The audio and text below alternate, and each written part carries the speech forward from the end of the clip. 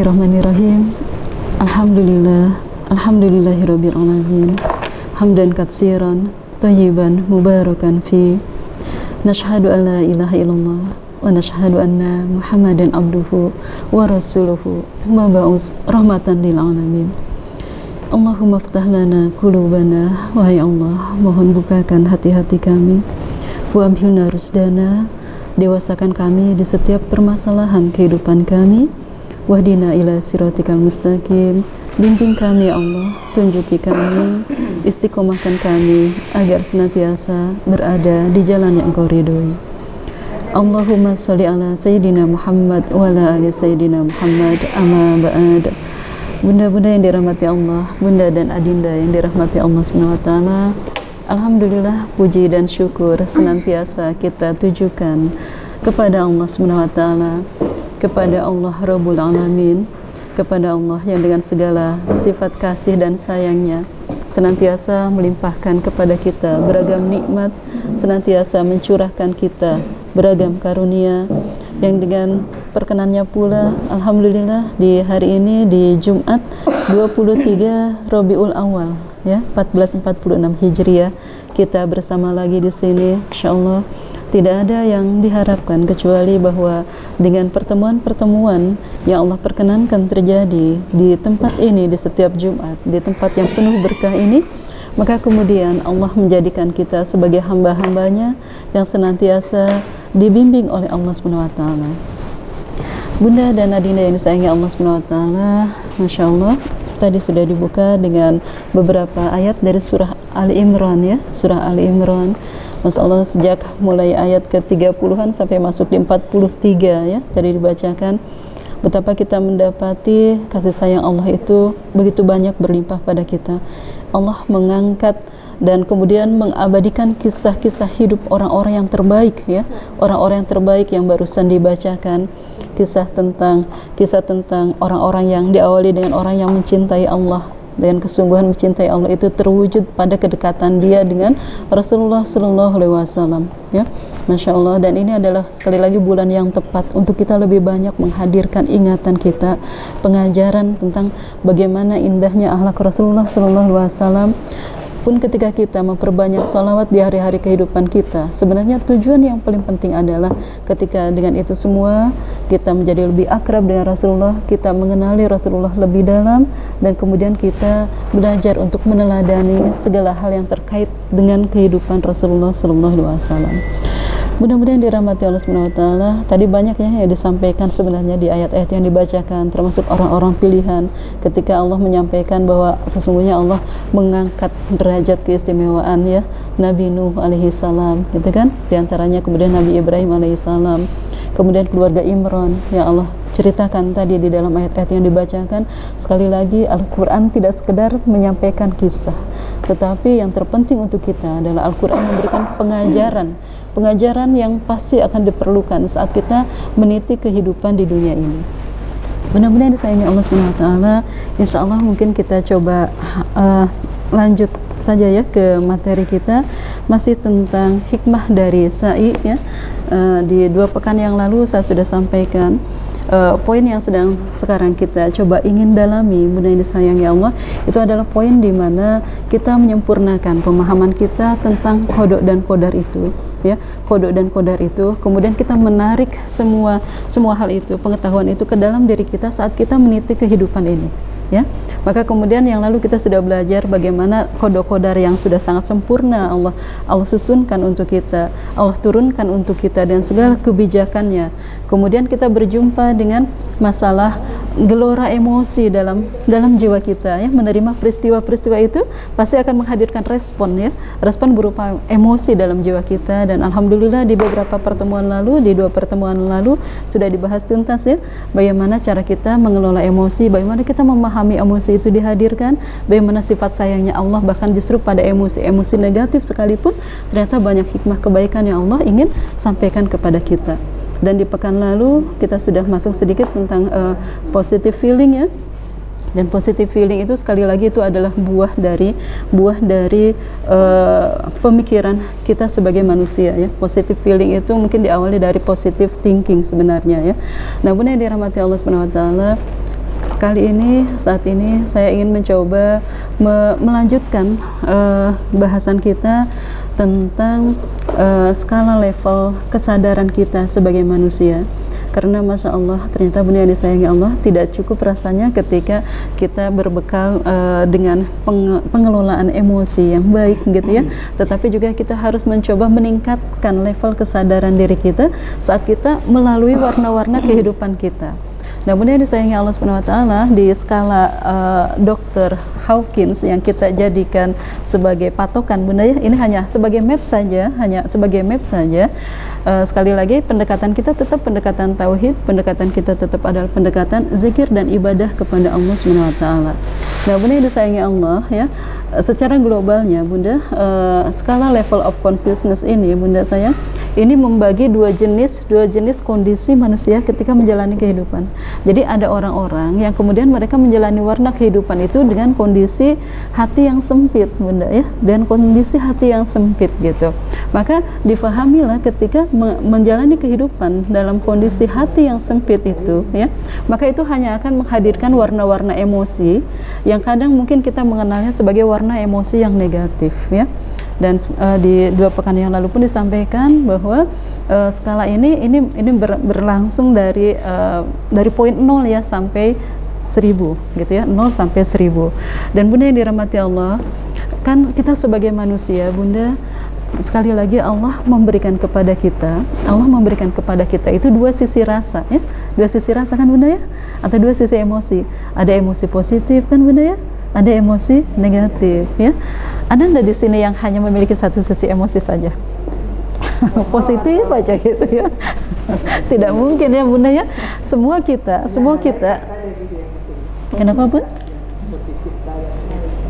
Kenapa Bunda saya? Malaikat saja yang positif. Walaupun satu waktu pernah juga Bunda, malaikat itu geram. Pernah marah kan? Malaikat pernah marah.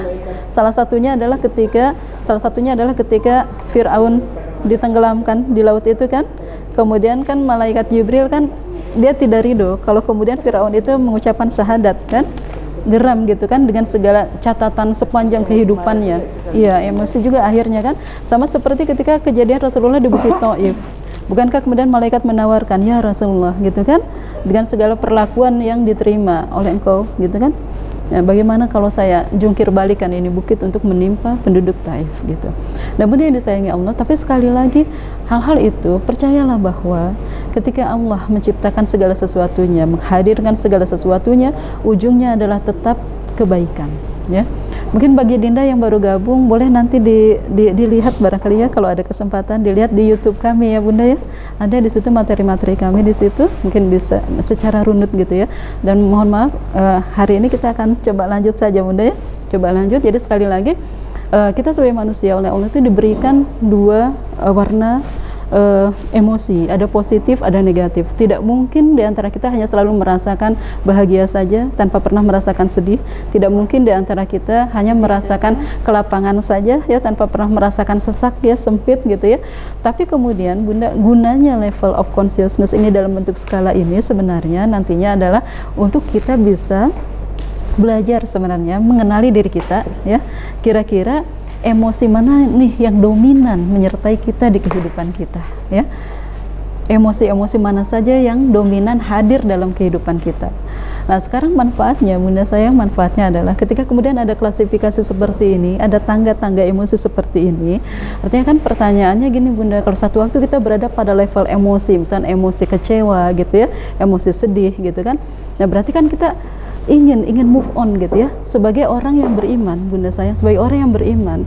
Orang beriman itu bukan berarti juga orang yang lepas dari kesedihan, karena Rasul pun juga pernah bersedih ya. Orang-orang yang diutamakan oleh Allah juga pernah merasakan sedih dalam hidupnya, tapi kemudian mereka berhasil move on gitu. Nah, inilah proses move on inilah yang ingin kita coba dalami gitu ya, dengan menggunakan skala Dr. Hawkins ini Bunda ya. Nah, baik Bunda yang dirahmati Allah, mungkin yang lalu pernah saya share juga di grup ya skalanya ya. Skala level of consciousness ini Bunda. Baik Bunda yang disayangi Allah, singkatnya bahwa skala ini sekali lagi ini mengelompokkan ya, mengelompokkan dua jenis emosi tadi ya, emosi positif dan negatif. Dan manakala kita manakala seseorang berada dalam lingkup emosi negatif ya, maka dia secara kondisi hatinya saat dia menjalani kehidupan, maka dia seringkali menyikapinya dengan kondisi sempit dada gitu ya, sempit dada gitu. Nah, sedangkan orang-orang yang mencoba mempertahankan emosi-emosi positif lebih sering hadir dalam kehidupannya, mereka berada dalam kondisi orang-orang yang menjalani kehidupan ini dengan lapang dada. Masya Allah ya, semakin dalam saya coba mempelajari Bunda tentang konsep lapang dada itu. Ternyata lapang dada itu sebenarnya adalah kunci keberhasilan, kunci kesuksesan, bahkan kunci kebahagiaan dalam kehidupan. Kunci kebahagiaan dalam kehidupan. Dan Masya Allah, akhirnya kita pun nantinya pada puncaknya akan menyadari bahwa termasuk pengelolaan emosi, keimanan yang stabil gitu ya, kemudian termasuk ini Bunda positive feeling, itu semuanya hanyalah buah dari ibadah kita yang sahih kepada Allah. Itu hanyalah buah dari zikrullah kita kepada Allah, dan itu hanyalah merupakan buah dari tauhid kita yang bersih kepada Allah Subhanahu wa taala. Ya. Baik Bunda sayang, saya coba kupas tangga demi tangganya ya Bunda ya, langsung ya. Yang terkategori yang pertama ini mungkin yang masuk ke dalam tingkatan sempit dada ya, sempit dada, insyaallah ya. Tingkatan sempit dada ini Bunda, pada tangga yang paling rendah maka kita akan menjumpai kondisi emosi yang kita kenal dengan istilah rasa malu ya, rasa malu. Jadi Bunda yang dicintai Allah, sebenarnya setiap warna emosi ini memiliki juga dua sisi ya. Rasa malu juga tidak seluruhnya tidak baik gitu ya. Ada rasa malu yang justru memang bahkan dalam sebuah atsar ya, saya pernah menemukan kalimat seperti ini, likulli dini khuluqan ya, likulli dini khuluqan, bahwa setiap agama itu memiliki akhlak yang khas ya. Wa khuluqul islami ya, wa khuluqul islami al haya ya. Dan kemudian Rasul mengatakan, dan justru ciri khas yang paling nampak dari Islam ini adalah adanya rasa malu ya, adanya rasa malu. Bahkan kalau Bunda melihat misalkan nanti di surah Fussilat ya, di salah satu ayat surah Fussilat, bahkan di situ ada kalimat yang oleh Allah itu di situ seakan kalimatnya itu seperti ini Bunda, kalau kita ambil dengan redaksi manusia kita, bahwa silakan lakukan apapun yang kau mau jika engkau tidak memiliki rasa malu. Lakukan apapun yang kau mau jika engkau tidak memiliki rasa malu gitu ya. Maka kemudian sekali lagi Bunda sayang, sebenarnya rasa malu juga kalau dia berlaku di satu hal yang memang semestinya rasa malu itu ada, itu merupakan satu kebaikan ya, karena seperti tadi justru akhlak Islam itu adalah malu gitu ya, malu. Dan kalau orang memiliki rasa malu yang benar Bunda sayang, itu yang akan menjaga dia gitu. Malu maksiat gitu ya, malu bermaksiat kepada Allah gitu ya, malu berbuat salah gitu kan, malu untuk berbohong ya, malu untuk merekayasa sesuatu hal, itu karena rasa malu yang benar. Nah, sedangkan yang dimaksud dengan rasa malu yang masuk ke dalam kategori sifat-sifat emosi negatif itu rasa malu yang tentu saja tidak pada tempatnya gitu ya, rasa malu yang tidak pada tempatnya. Kemudian yang disayangi Allah ya, izinkan saya menyampaikan dulu sebuah hadis dari Salim bin Abdillah ya. Dia berkata, satu waktu aku mendengar dari Abu Hurairah radhiyallahu anhu berkata bahwa ia pun pernah mendengar Rasulullah sallallahu alaihi wasallam bersabda, setiap umatku, kata Rasulullah, setiap umatku akan mendapatkan ampunan. Setiap umatku, Masya Allah, kalau ada kalimat begini Bunda ya, terlontar dari lisan Rasulullah ya, ini menjadi sebuah hal yang menenteramkan hati begitu Bunda. Setiap umatku, kata Rasulullah, Insya Allah ya, setiap umatku akan mendapatkan ampunan, kecuali ya, tapi ada pengecualian, kecuali kata Rasulullah mujahirin, kecuali mujahirin, pakai ro ya, bukan da ya, bukan mujahidin ya, tapi mujahirin ya. Apa itu mujahirin? Mujahirin itu adalah orang-orang yang dia terang-terangan berbuat dosa gitu. Orang-orang yang terang-terangan berbuat dosa. Dan yang termasuk terang-terangan berbuat dosa adalah seseorang berbuat dosa pada malam hari, kemudian pada pagi hari dia menceritakannya, padahal Allah telah menutupi perbuatannya tersebut ya, yang mana dia mungkin akan berkata, hei fulan, tadi malam aku berbuat begini dan begitu, ya, yang sebenarnya pada malam hari itu Robnya telah menutupi perbuatannya itu, kata Rasulullah, tapi pada pagi harinya dia menyingkap perbuatannya sendiri yang telah ditutupi oleh Allah SWT, ya. Hadis ini hadis sahih diriwayatkan oleh Al-Bukhari dan Muslim, ya. Jadi ada orang-orang yang mujahirin gitu, ya, ada orang-orang yang mujahirin yang justru satu waktu ketika dia berbuat dosa, karena dia pun berani terang-terangan, tidak hanya terang-terangan, bahkan untuk sesuatu yang sudah Allah tutup pun dia kemudian buka, ya. Dan hari-hari ini kita mendapati banyak yang seperti itu, bunda sayang. Orang yang kemudian kadang mungkin kalau diingatkan mereka berlindung di balik kalimat saya kan tidak mau munafik. Ya, pernah enggak bunda mendengar yang seperti itu? Begitu diingatkan, ya, saya kan bukan orang munafik gitu. Seperti itu, ya. Salah. Atau mungkin lebih jauhnya, ada orang yang kemudian saking bangganya kemudian dijadikanlah itu sebagai muatan sebuah konten misalkan. Sangat banyak bunda yang disayangi Allah. Padahal kata Rasulullah, setiap umatku akan mendapati ampunan, ya, pada dasarnya seperti itu. Tetapi tidak untuk para mujahirin, ya, untuk para mujahirin.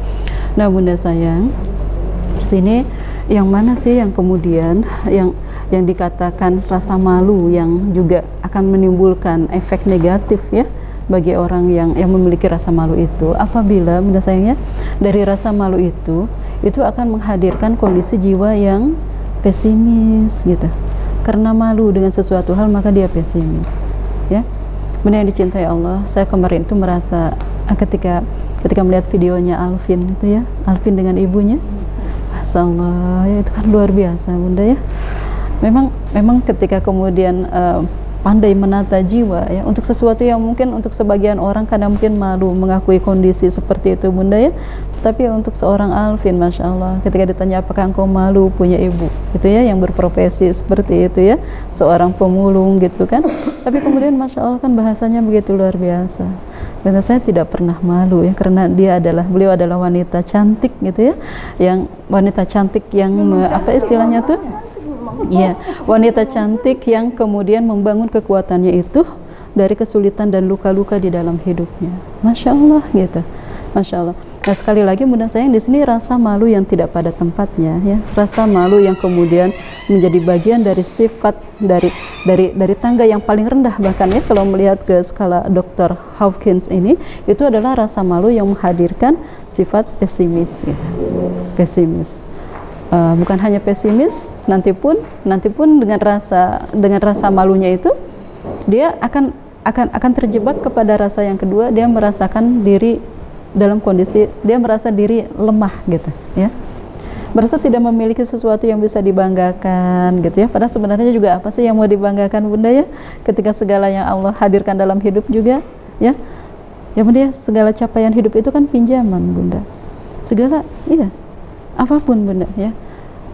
Masya Allah, hari-hari ini tadi sempat diskusi juga dengan Dinda di perjalanannya, bagaimana sekarang kan di masa-masa, ya, orang berupaya gitu, ya, mengupayakan posisi-posisi tertentu dalam kehidupan gitu, ya, harta, pangkat, jabatan, pengetahuan, kesehatan, kekuatan, ya, itu kan semuanya itu kan milik Allah sebenarnya bunda sayang.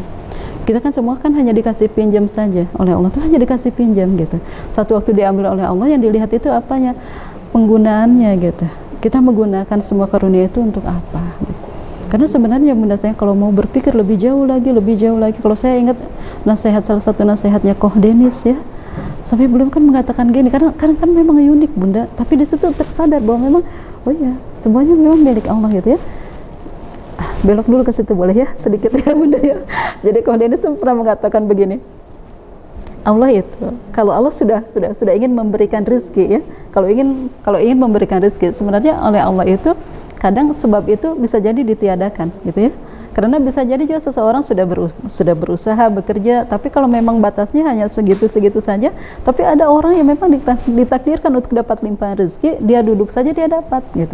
Misalkan katanya tiba-tiba ahli waris dapat warisan berlimpah gitu, padahal dia duduk saja dia dapat.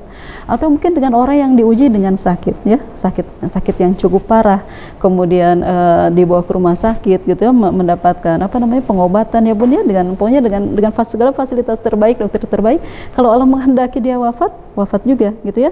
Tapi kalaupun Allah menghendaki seseorang yang itu dengan segala rasa sakitnya itu kemudian Allah menjanjikan akan menyembuhkan, tanpa disentuh siapapun dia akan sembuh gitu. Nah itu kadang kan pada satu sisi kadang kita jadi berpikir, terus buat apa dong bekerja, buat apa dong berobat gitu kan, kalau semuanya adalah ketentuan Allah. Nah disinilah yang kemudian kita dalami lebih jauh. Jadikanlah Bunda, jadi ya ketika semua takdir terkait hasil itu kan punya Allah ya, punya Allah kan, tapi proses ikhtiar itu adalah sesuatu yang tetap harus kita jalani. Gunanya apa? Ya itulah yang akan menjadi bekal pulang kita gitu. Dan jadi ketika ada pemahaman seperti ini tuh nyaman sekali Bunda menjalani hidup. Ketika mengikhtiarkan sesuatu, kita ikhtiar maksimal gitu kan, tapi hasil dari Allah. Ya Allah, kemudian dari ikhtiar itu tidak seperti yang diharapkan, tidak apa-apa ya Allah gitu kan, karena ranah kami kan hanya untuk berikhtiar dan berharap ikhtiar itu menjadi amal soleh. Hanya itu saja. Sama seperti seseorang yang berobat seperti tadi Bunda ya, berobat maksimal tapi ternyata kemudian takdir Allah lain misalkan ya, maka jadikanlah itu semua sebagai ladang amal soleh kita. Seperti itu Bunda sayang. Jadi sekali lagi jangan pernah bermain dan mempermasalahkan tentang hasil gitu.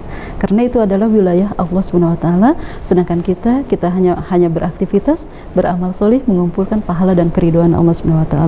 Bunda, betapa satu waktu saya merasa sangat terharu ya, ketika sampai kepada saya sebuah riwayat disebutkan bahwa Allah SWT satu waktu akan berjumpa dengan seorang hamba di yaumil hisab kan.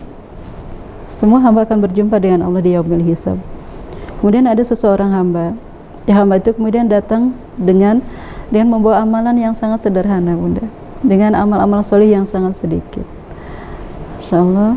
Tapi ketika Allah berhadapan dengan hambanya itu, maka Allah dengan penuh kasih, penuh rahmat mengatakan kepada hamba itu, aku ridho padamu wahai hambaku. Hamba itu kemudian bertanya, ya Allah, dengan amal hamba yang sedikit ini kau ridho? Kemudian Allah mengatakan begini, hambaku, bukankah dulu ketika engkau menjalani kehidupan, aku menyaksikan di sepanjang hidup yang aku karuniakan padamu, apapun yang aku berikan untukmu, ya kan? Berupa rezeki yang terbatas, gitu kan? Berupa rasa sakit, berupa kecewa, gitu kan?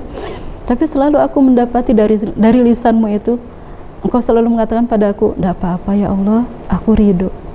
Ya, dikasih rezeki yang sedikit, engkau mengatakan tidak apa-apa ya Allah, aku ridho.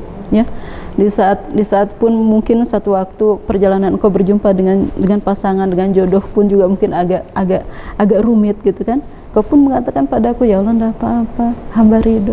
Ya, bertemu kesulitan, kau pun mengatakan tidak apa-apa ya Allah, hamba ridho. Maka kata Allah, jika dalam kehidupan dunia pun kau selalu ridho padaku, bagaimana hari ini aku tidak ridho padamu? Masya Allah. Jadi sekali lagi ya, hal ini tuh semakin menguatkan kita Bunda dalam ikhtiar-ikhtiar kehidupan kita. Jangan sekali lagi mempersoalkan hasil ya, karena itu bukan ranah kita, itu ranah Allah. Tetapi sekali lagi, sifat Allah SWT itu tidak mungkin menyia-nyiakan usaha seseorang, karena bahkan sifat Allah itu adalah asyakur ya, bukan sekedar pandai berterima kasih, tapi berlimpah kebaikan-kebaikan Allah untuk hambanya yang berterima kasih dan mengikhtiarkan kebaikan dalam hidupnya. Baik Bunda sayangnya, jadi sekali lagi kalau kita lihat rasa malu yang bagaimana gitu ya, yang kemudian masuk ke dalam kategori emosi negatif, rasa malu yang menghadirkan pesimis ya, rasa malu yang menghadirkan rasa lemah, bahkan bukan cuma lemah, kemudian menjadi merasa rendah ya, rendah diri gitu.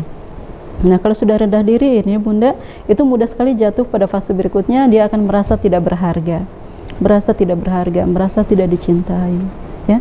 Dan Masya Allah Bunda sayang, ini bukan sekedar rasa yang biasa ya, karena ketika berjumpa dengan orang-orang yang memang benar berada pada level bawah ini ya, merasa tidak berharga, merasa tidak dicintai, itu mereka menjalani hidup itu dengan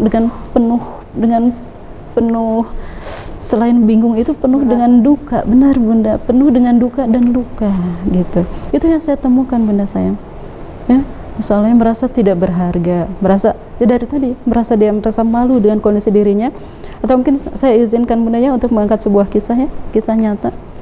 Jadi ada seorang wanita usia 26 tahun, seorang mahasiswi S3 Bunda sayang ya, seorang mahasiswa S3 yang kemudian bertanya memang ya, mencari solusi gitu, penguatnya. Kemudian dia mengatakan, Kata beliau itu, saya itu katanya kan mungkin adalah orang yang berada pada level yang mungkin ada rasa malu, ada rasa sedih ya, ada rasa saya tidak berharga gitu kan. Dan kasusnya itu adalah ketika dia usia 14 tahun, 14, 15, 16, dia menderita sebuah penyakit, bunda saya lupa ya itunya apa jenis sakitnya, cuma kata wanita ini, kata akhwat ini, waktu itu saking parahnya kondisi saya kemudian lumpuh gitu. Selama 3 tahun itu lumpuh bunda, lumpuh dari bagian dari sini ya ke bawah itu tidak bisa bergerak. 3 tahun itu bukan waktu yang sebentar. Dan kemudian juga kan orang yang mendampingi juga kan jadi ujian bagi orang yang sakit itu kan masalahnya bunda ya. Walaupun sebenarnya hakikatnya saya pernah mendengar Allah itu sebenarnya kalau menyimpan dalam satu rumah ada satu orang yang sakit, Allah itu menawarkan kepada penghuni rumah itu limpahan rahmat yang tanpa batas, dengan catatan bisa melalui hal itu dengan baik gitu. Nah ini bunda sayang, jadi ketika anak ini sakit selama 3 tahun itu, kadang ya bagi orang-orang yang mengurus anak ini kan kadang itu bunda ya ada emosi-emosi negatif yang kadang meletup ya, yang kadang mungkin keluar dalam kata-kata atau mungkin saling mengeluh di antara kedua orang tuanya, dan itu sempat didengar oleh anak ini bunda, didengar sama anak ini sampai kemudian dia merasa seperti tadi, saya adalah seseorang yang tidak punya harga apapun gitu ya, saya hanyalah beban untuk keluarga. Sudah mah fisiknya sakit, psikisnya pun terluka gitu ya, psikisnya dia pun terluka. Dan masya Allah bunda sayang, ketika tim dokter, justru di situ uniknya, ketika tim dokter yang menangani mengatakan kami sudah menyerah, angkat tangan gitu kan, mungkin memang tidak akan lama usia anak bapak dan ibu ini, ternyata kehendak Allah lain gitu. Jadi saya ingat lagi dengan nasihatnya Koh Denis tadi kan, kehendaknya Allah itu lain, ternyata kemudian mulai membaik bunda, dimulai dari saturasinya yang mulai meningkat gitu kan, mulai normal, kemudian akhirnya bisa sampai kemudian bisa bergerak dari bahu sampai ke pinggulnya itu sudah bisa bergerak gitu kan. Tinggal bagian penyembuhan kaki itu memang butuh latihan agak lama, tapi alhamdulillah kan akhirnya karena saya juga menyaksikannya itu kondisinya segar bugar ya bun ya, sementara S3 ini dalam kondisi segar bugar, tapi memang tidak bisa menyembunyikan luka batinnya itu bunda, tidak bisa menyembunyikan rasa emosi negatifnya itu yang masih bermain dalam jiwanya, padahal itu kan sekian tahun yang lalu. Nah bunda, jadi waktu itu begitu dia sehat, dia menjalani kehidupan seperti yang lainnya. Jadi ketika akhirnya dia hari ini dalam kondisi fisik yang sehat, ternyata dia masih menyimpan duka yang dalam, merasa tidak berharga. Sampai satu waktu di usia-usia yang sudah layak untuk menikah, di saat kebanyakan kita dulu di usia-usia layak menikah itu berharap kepada Allah ya, dipertemukan jodoh, pasangan hidup, apa doanya justru anak ini kepada Allah, dia berkata pada Allah, ya Rob, jangan pernah izinkan hamba untuk menikah dalam usia muda ya, jangan pernah izinkan hamba menikah dalam usia muda. Ternyata dalam usia muda, ternyata bunda, apa yang pernah dialami dulu ya, kalimat-kalimat negatif yang pernah didapati ketika masa sakitnya begitu membekas, dan dia mengatakan saya belum siap gitu. Kalau saya menikah kemudian saya punya anak, saya khawatir anak saya akan mengalami sakit seperti yang saya pernah derita. Saya tidak siap ya Allah. Jadi doanya begitu, ya Allah jangan izinkan saya untuk menikah di usia muda. Tapi ternyata kehendak Allah lain ya. Dia menikah di usia 24 tahun. Usia 24 tahun dia menikah. Padahal itu kan sudah sekian tahun dari luka batinnya itu kan, dari sakit fisiknya itu bunda ya. 8 tahun berlalu kan dia menikah. Tapi hingga hari ini bunda, dia selalu mengatakan pada suaminya, mohon gitu ya, tolong mengerti saya ya, saya belum siap untuk memiliki keturunan. Kan kasihan bunda saya gitu. Dan saya katakan kenapa kita mesti paling tidak kita pernah mengetahui tentang hal-hal seperti ini. Jadi satu waktu bisa lebih bijaksana ketika kita mengelola emosi diri kita. Karena sekali lagi saat kita bijak ya, maka orang-orang sekitar kita pun akan terhindar dari hal-hal yang mungkin akan dirasa luka atau traumatik gitu ya. Baik, mungkin itu sementara yang saya sampaikan bunda sayang ya. Kita pending dulu dengan hamdalah. Alhamdulillahirabbil alamin.